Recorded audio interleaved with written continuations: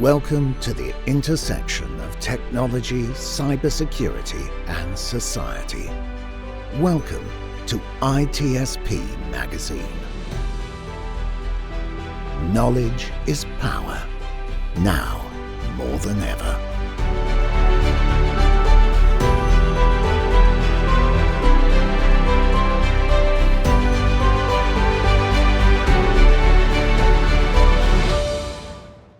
Hello, everybody. This is Marco Ciappelli, another episode of Redefining Society podcast. Another day, same bar, my same friend, Dr. Bruce Wiley, back in the bar, as I mentioned, the one where we usually meet. Last time, you were traveling, and I did miss that background for people that are now watching. There's a beautiful bar. Looks like almost sci-fi, though.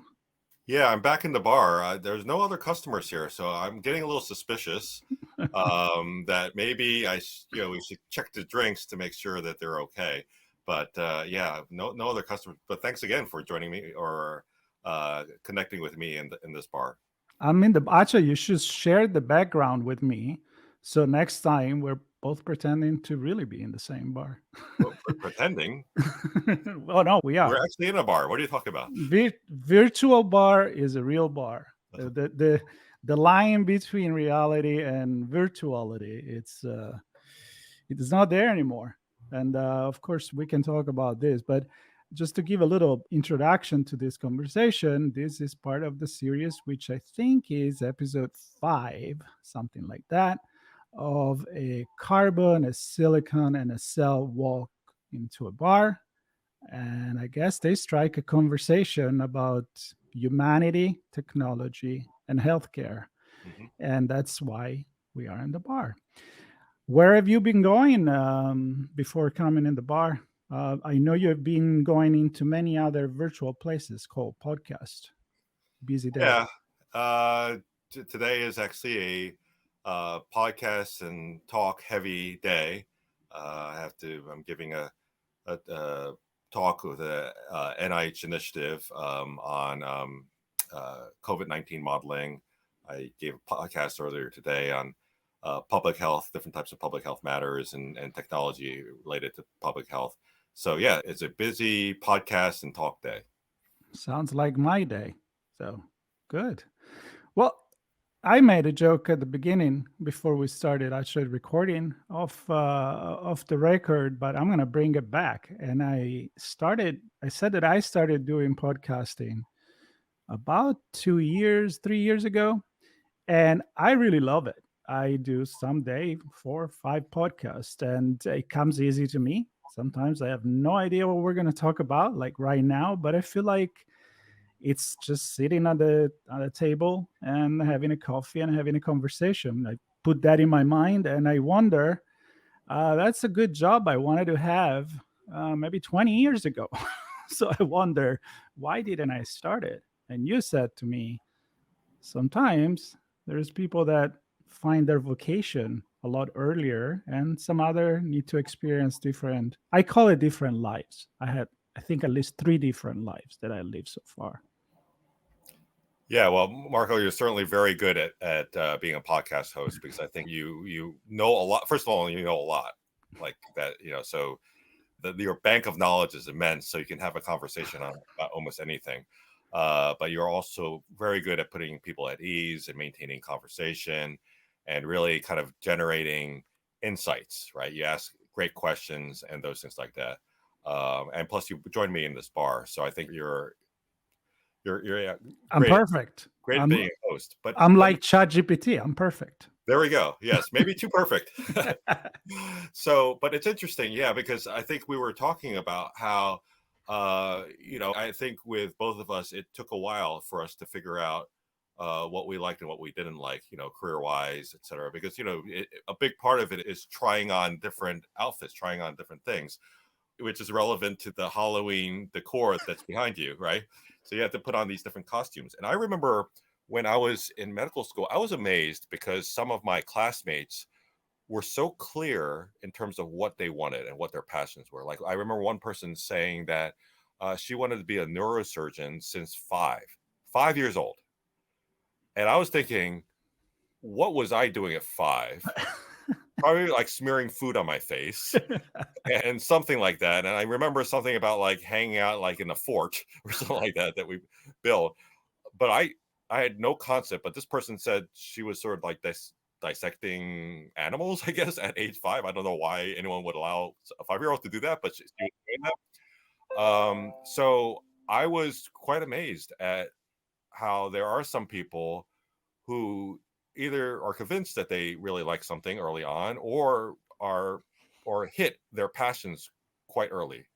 Whereas, I think in many cases, you really need to try on different things, and you need to kind of go through the bumps and bruises of life to figure out what you really like and what you don't like. Sometimes it's process of elimination, where you're sitting there and say, okay, I did not like that. I do not want to do that again. And then you start like kind of Xing things off, and eventually you start moving more towards what you actually are interested in doing. Mm. But yeah, I had no idea for a long time. Well, you knew you wanted an ice cream or something at 5. Like, what am I gonna do next? That's what I want. But Yes. so you said something that kind of caught my attention, which is you either really have a vocation or you think you have a vocation. And that could come, I think, from your family. For example, a lot of people become musicians because their parents are musicians. They become writer because their parents are writer. And I think that's great, because you are the consequence of, your persona, your genetics, your DNA, and what is engraved in your DNA, but also the social demographic that you grew up with. Maybe you have a friend that is their parents are a musician, and you decide, hey, that's cool, because you kind of absorb that. Yep. But yeah, knowing that you want to be a neurosurgeon of 5, where'd that come from? Maybe somebody saw something on TV and said, that's cool. And Yeah, I remember a friend of mine had a relative or someone like that was interested and said, "Oh, I wanted to talk." She wanted to talk about this relative wanted to talk about a medical career or health career or something like that. And I said, "Sure, happy to talk." And I think this relative was probably like 11 years old or 12.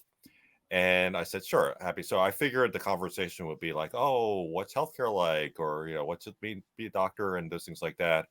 And but when I got in conversation, this 11-year-old was saying, I'm debating between working in one of 2 different NIH laboratories, a rheumatology one or another like neurology one. I wanted to know which one I should work in. And I was like, wow, she's 11. And I said, well, I guess at that age, I was sort of trying to I was playing like hanging around the arcade, playing video games and things like that. So, or like playing sports and things like that. So, so I did say, well, part of one of the things that you want to do is you want to try different things and see if you actually like this. And she was like, I want one answer or the other, rheumatology lab or neurology lab. So very focused. And yeah, so maybe she took an interest in that, or maybe it was something which was conditioned from what she saw around herself or from her family or something like that. So if it's the latter, then you have to ask yourself whether it's actually what you ultimately want to do. So yeah, it can get complex trying to sort out these different types of influences and what you actually want to do. I think it's relatively easy, and I don't want to have a bunch of 10 years old kids that maybe listen to this to write me that I said something wrong. But I want to say that it's easy at that age, maybe because you don't know enough. So it's eventually you may end up trying other things, and maybe you like that. And I have the proof of that by the many conversations that I do have. Mhm. Writers, they started as something else most of the time. Some of them, they have degrees in astronomy, physicists, they're medical doctor, and then they end up, their passion is actually writing, and they do use their knowledge and what they write about because they know about that. And so it's nice to be focused, but I think it could be a negative thing. I think staying open, it's a virtue, especially in our world nowadays. Yeah, there's there's certainly a need for specialists and people who focus deep. We need, but not everyone. That's not for everyone, right? So there are people who want to say, I want to start really early on something. I know I want to do this, and I will do nothing but this, and just focus, focus, focus. There are people who decide very early on, I want to play a sport, and I just want to be in that sport for the rest of my life, which is And great. that help because you need to start early. Exactly. Yeah. Golfing. Someone wants to be a golfer. You can be a golfer your entire life. You can start off, and become, if you're talented enough to become a professional, later become a coach and commentator, all those things like that. You can spend your entire life in golfing, and that's great. You're very focused, and at some point, you will know more about golfing than 99.999% of people in the world. And you need people like that, certainly. Like you don't want if someone is operating on you, you don't want that person to say, let me think about something else, right? while operating. So there's a need for people who are very focused and know things very well. But at the same time, there is also a need for people who kind of cross different areas. And so you shouldn't feel like, oh, if you're bouncing around doing different things, that it's not going to land you in an effective career or that you can't contribute to society. In fact, and taking this back to technology, a lot of the technological breakthroughs occur when you've got people who see different things, and then they say, let me apply this to this, and let's see what happens. We combine these two things. And so we tend to underestimate how often that happens, or undersell how often that happens. So it's important to keep in mind. Well, it's the thinking outside the box. If you're always in that environment, you're always thinking about that problem, and you have this, amount of knowledge that is very focused, it's hard to get it outside of the box and having a third eye perspective. It's kind of like one of those situations where you're thinking about a problem that you're in a brainstorming, and then somebody walk in the room, you look at the board for 5 seconds and like, what about this? And everybody's like, holy shit. I didn't think about it, because they come with a fresh perspective. And I think that we can all start talking more about the technology aspect here, because I'm wondering if information access to what we didn't have before, the radio, the TV, then the internet. I mean, now we really have, again, everything we need in the palm of our hands. We have every mass media, all the books, all the newspaper, all the radio, the podcast, and so on. And if we don't know something, it's just because maybe there is too much to know. But we could and we can look into other possibility. While before, your world was so much smaller that, I'm gonna do what my family is doing. Side movement was much harder before. Yeah, I remember watching an interview once of Keith Richards, who's the guitarist for the Rolling Stones, and I'm not going to imitate how he talked or anything, but I remember him saying, and I'm paraphrasing, but I remember him saying that, or he's saying that when they come up with new songs, he said they're not like new jumps. He said they're actually just taking a lot of different old stuff and like connecting it in different ways.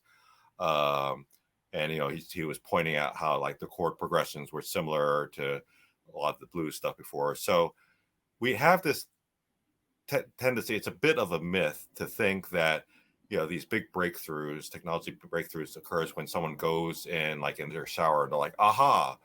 Or I describe this as the Tony Stark effect. So if you watch the Iron Man or Avengers movies, like what was it, Avengers Endgame, they're like, oh, let's figure out time travel, and then they go into the lab and figure out time travel. That's not how innovation actually works. Innovation works because people are kind of mixing ideas and experiences, and then there's a little twist, there's a little let's apply this to this, etc. So we're all like relying on what we've seen. So you're absolutely right. Can technology actually bring us in contact with more things? Can it promote mixing of ideas?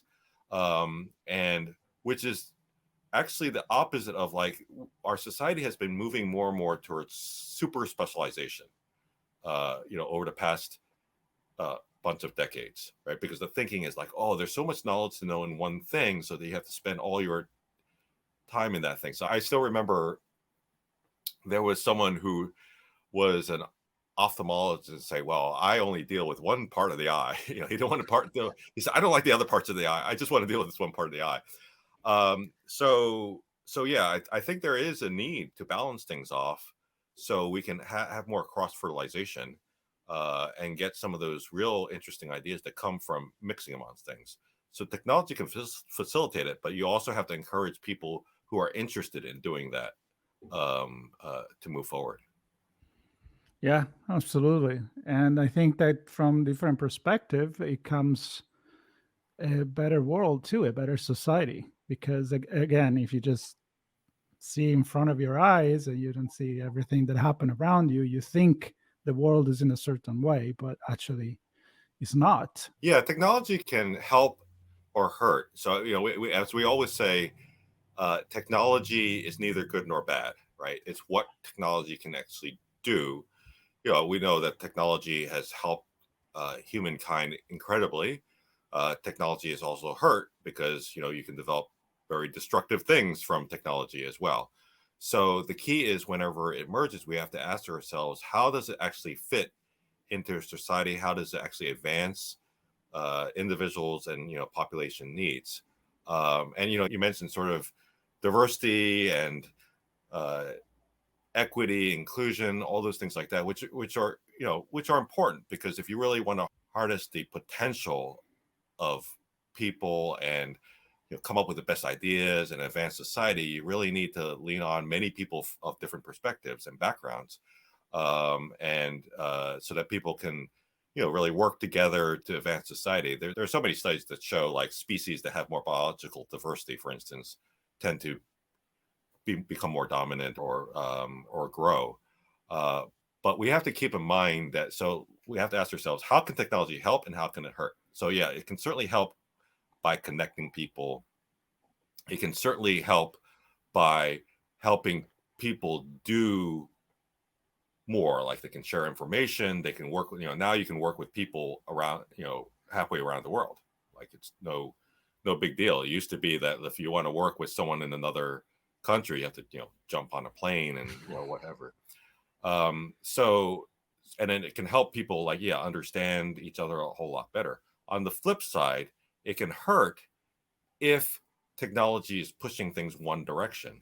So for instance, I was gave a talk the other day where I was talking about how AI, algorithms in AI can actually introduce more bias if you don't really check the algorithm. So say you take data, let's say for argument's sake, you take data and this data is from on people from like the most exclusive neighborhoods in, I don't know, Beverly Hills or Silicon Valley, and that's the training data for an AI algorithm, then all the insights will be based on that population specifically. And it's not going to apply to other populations. So you're going to have something that's going to be heavily biased. So let's say you have this kind of app that's based on an AI algorithm from some of those neighborhoods and say, this is what you need. You need to get yourself a masseuse, and you need to have like organic vegetables every single day. And by the way, you should have a chef, right? And then, so that may be great if you can do that. But like, if you're sitting there in another part of the country, part of the world, and you're thinking, I'm going to need a masseuse, that's the solution. So, so that will be an example of something that doesn't recognize diversity around. And then you're coming up with solutions, and you're actually worsening sort of disparities between people, because everything is going to be based on it, and say, well, let's base everything we do on getting a masseuse, So there are many examples of how it can actually either help or hurt a lot of those different things. But I'm going to be a little bit controversial here, because I use this quite a bit. I even wrote a piece, or maybe I have it in my mind. I haven't wrote it yet, but it's about the fact that I always say that artificial intelligence, generative artificial intelligence is human because it is learning from human. All the content that we have created, movies, newspaper, books, all of that conversation on the internet, which include a lot of biases because that's how we are. Yep. That's what we're seeing. It's a mirror in actually learning what direction we've been going for the longest time. Yeah. But on the flip side, from a sociology perspective, I need to justify that because that's how the history was. So now we can see 360, right? Because we have access to that. I can go on the internet and see how people live in Bali without having to go there. Although being there, you should go. It's fantastic. You can do that for another culture, Japan, New Zealand, just to go on that side, or Paraguay on the other side. And before we didn't have that opportunity. Mhm. So those biases was because somebody was just living in Beverly Hills, or Yep. somebody was just living in Quebec or in Argentina. And so we didn't have different perspective. And I get that with even my dad, which is a different generation. And sometimes I try to make him understand to have a more open mind. And he is open-minded. But he grew up in don't touch Florence. Like whatever we do in Florence, Italy, it's how the world should think, and because you grew up there. So I think this is a very revolutionary moment in our evolution, where we have access to so much, and instead of using it against each other, we should use it as to come together. And Exactly. I think one of the things just to keep in mind is, there's a lot more information that's available on the internet, and basically, these AI and machine learning approaches now has access to more information. And so you're absolutely right. It's as opposed to before where you might have access to local information. But we also have to remember that even if there's greater access, that information can still be biased, and it all depends on the curation of that information. So, what sector of the information on the internet are you actually using for the algorithm, for the AI algorithm, machine learning algorithm? And we also know that there is a difference between history that's been documented and things that have not been documented. So, you go through history. I remember, you go through history classes as a kid, and it's sort of presented as facts. This is what happened, etc. But then as you move along, you start realizing, well, a lot of that history is presented as a perspective. So, like, for instance, in the United States, the history books presented, you don't see the history from Native American point. Like, I'm sure if they wrote a history book, it would be very different. If someone from Native American backgrounds wrote the history books for the schools, it'd be quite different. Same can be applied for every different social demographic, because people have different perspectives. So we have to remember that all of these things are from one perspective. They're from bias. So we can't assume that the data that's out there is really kind of unbiased and even. Like, for instance, if you sat there and said, okay, we do a thought experiment. Say about 30 years ago, we say, and we took the same algorithms that we have to the chat GTP or other things, and take them back there and say, tell us a superhero story. Give us generate a screenplay for a superhero movie.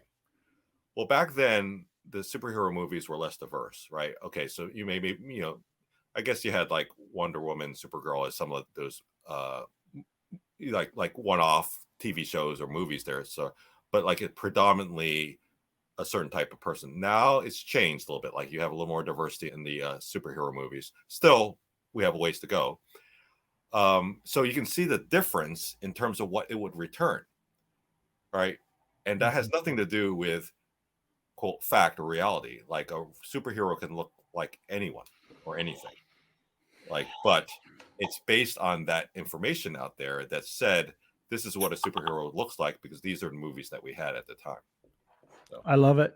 It's good thought experiment there, and it makes me think, and also connect to things that we have known from philosophy. For example, that history is written by the winners, not the loser. You just gave us a really good example there. And those are the ones that write the books. I mean, I'm Italian, so I'm allowed to talk really bad about Columbus, right? So the other day was Columbus Day. I'm not a fan. But when I was a kid, damn, the guy was a hero. You know, he took 3 boats and the Nina, La Pinta, La Santa Maria, and he went and oh my God. And then you find out that he didn't really do many good things for the people that made money out of it. I'm not going to get too much into that. But again, that's who writes history. And also it's not very democratic the way that we create content either. And that's an example. But even now, in the time of technology, we think that everybody's having the iPhone, the computer, the connection to the internet, so that everybody's a content creator. But is it really everybody a content creator? There's people that do not. I mean, it's the access to technology is not for everyone. We think it is. Yep. The same way we think that everybody think the way we do, the same way we think that, we look around, yep, this is the world. This is how the world look like, and it's not true.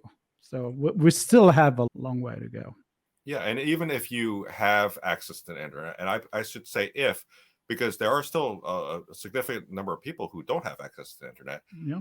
Even if you have access to the internet, even if you create content and then upload it on a social media site, whether it's YouTube or Instagram or what have you, there are algorithms in there that will then determine how likely your stuff is going to be seen. You open up those things, not everyone is going to be looking at the same thing. If you open up someone's YouTube page and like there are all these videos on donuts, then you can take a wild guess of what that person actually likes, right?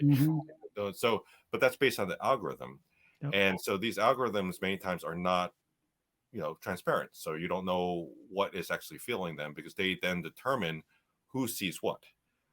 So it's not an equal playing field. If you post something, you may or may not. Now, of course, people are trying to game the algorithms. They sit there and say, okay, but there's only so much you can game because you don't know what the base algorithm actually is. And it is not a fair representation of reality. Everybody has his own reality. Sure, we can go philosophical with that. But even when you search on Google, my search result is not your search result. Yep. And people don't understand that. Because think about Amazon, great example. They pretty much invented the if this, then that, right? Oh, if you like this, then you can do that. And Netflix jump on that board. And that's why they're so successful, both of them. But people still think that their interface is the same than everybody else. But this is not like walking into, I don't know, Target. If me and you walk into the same Target, it's going to look the same. We are in the same physical place. Your online Target is probably different than mine.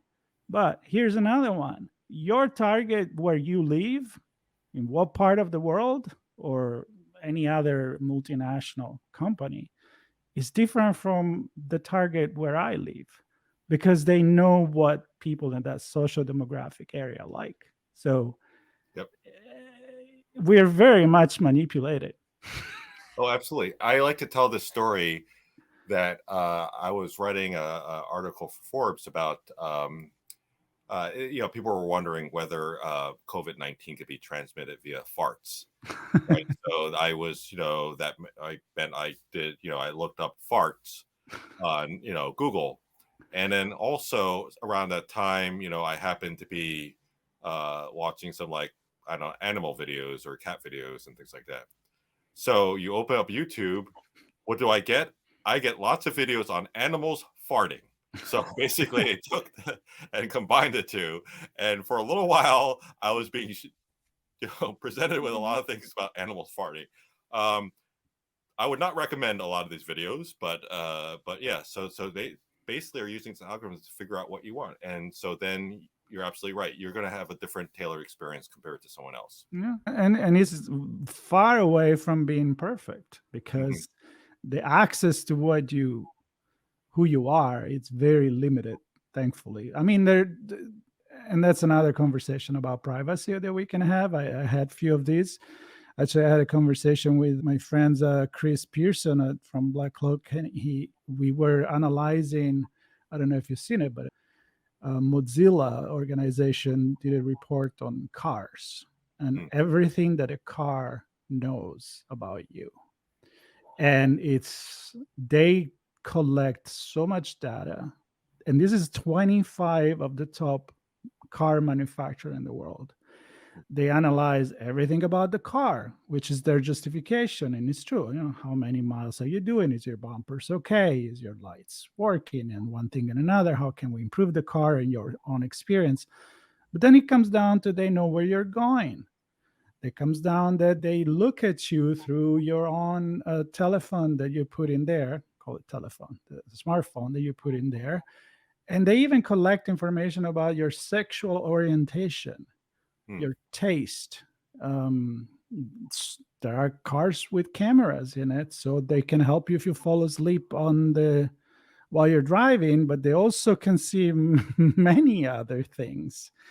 So what we were talking and where I'm going with this is that if you want your artificial intelligence assistant to be very helpful, it needs to know a lot about you. You can't just say, hey, find me my favorite restaurants. It can be like, ChatGPT will be like, okay, what is your favorite food? What's your budget? Where do you live? So if you don't share enough, it can't give you good results. So I'm connected to the fact that maybe it's a good thing that they think that you like animals farting because it means that they probably don't know enough about you. So on one side, we want the perfect recommendation, but we also don't want to share all the privacy information, the private information that we will have to share in order to get very relevant recommendation. So that's another thought. That's another thought to have right there. Yeah, it's interesting. I was also asked this question on a podcast earlier today about should people be worried about information being shared or sharing their information? And it's easy to forget because, like you said, when someone buys a car, they think of just, it's my car, and people do all kinds of things in cars. So, but they don't think about.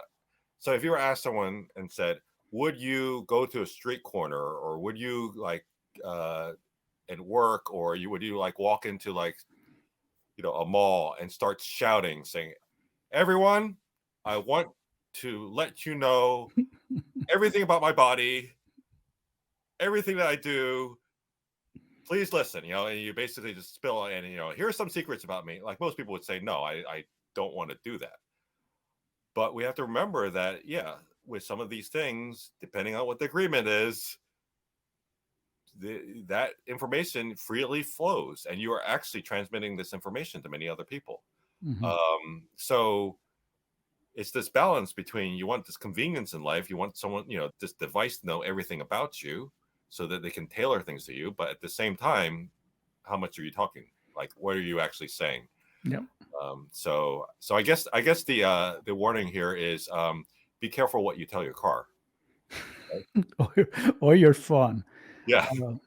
Yep. Because you may just say something, and then all of a sudden Instagram is going to show you something that you didn't actually look for, but that you said something. I mean, the microphone is there, and there's way to use it and access it.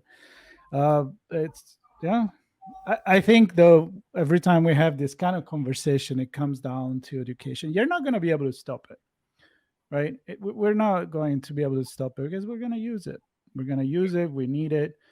But you need to make educated decision. And unfortunately, I don't think the company are helping in making this educated decision. For example, why are we opting most of these things by default while we should be opt out by default? Why do I have to go to my smart TV and turn off every single possible thing that could be intrusive in my privacy, while it should actually come and say, well, it's all locked? Now, these are the things that you can do if you want to have a better, air quote, experience, or a more complete experience with what the technology can do. You can turn this on and this on, and it's easy then to turn it off if you change your mind. But God, they make it hard. Yep, absolutely, yeah. Or sometimes you have to go back, even if you opt out of certain things, then they'll do that. You go to like, the Google privacy settings, right? So you get rid of like a lot of those ad things. And then, a few months later, you realize that they've changed everything. So then you have to, it's just gone back to their default, which is share everything. And then you have to go check it again, right? Which is really not good. Yeah.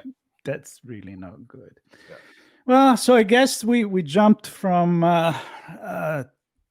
changing jobs. We could have talked more about that, but I know we're running out of time. You have like other 65 podcasts today to do, and I need to plan more of mine. But I think that's a topic we should go back into again, like, migrating from a job to another and how technology can help, for example, and deciding that. But we make some really good point, and then we talk about what it means to be to know our cultures versus the real culture, and then we went all the way into privacy. So I think we talked about a lot of things today. Yeah, we talk about being a little suspicious about your car and animals farting as well. So, and the worst part, it will be an animal farting in your car. Yes, that's very problematic. Yeah, because then it will tell that it's the animal. So. Exactly, and then there is an old computer making assumption about you. Your car wouldn't know anymore if it's you, if it's an animal. And you go to the dealership, and when you want to buy a new car, they said, "Oh, would you like some air fresheners too?" I know. Oh my God, we're definitely living in a more exciting world, I think, than ever. If you like to play with technology, I think it's fascinating. I mean, the ChatGPT from 2 weeks ago is not the same from today. If you got a chance to try DALL-E 3 and talking to your ChatGPT, and I'm going to give another teaser. I was just talking to someone yesterday. The new ChatGPT version of Google, which is Bard, apparently is going to come up with 5 times the computational power of ChatGPT. And you can be excited or really scared right now. It's up to you. I don't know how you feel about that, but maybe we can talk about that next time. Absolutely. All right. Well, Bruce, thank you for stopping by the bar, which, by the way, is your bar. And we have decided that. So thank you for having me there. And stay tuned, everybody, here for some other conversation. So be safe and stay tuned, subscribe, and follow us on social media. Bye-bye, everybody.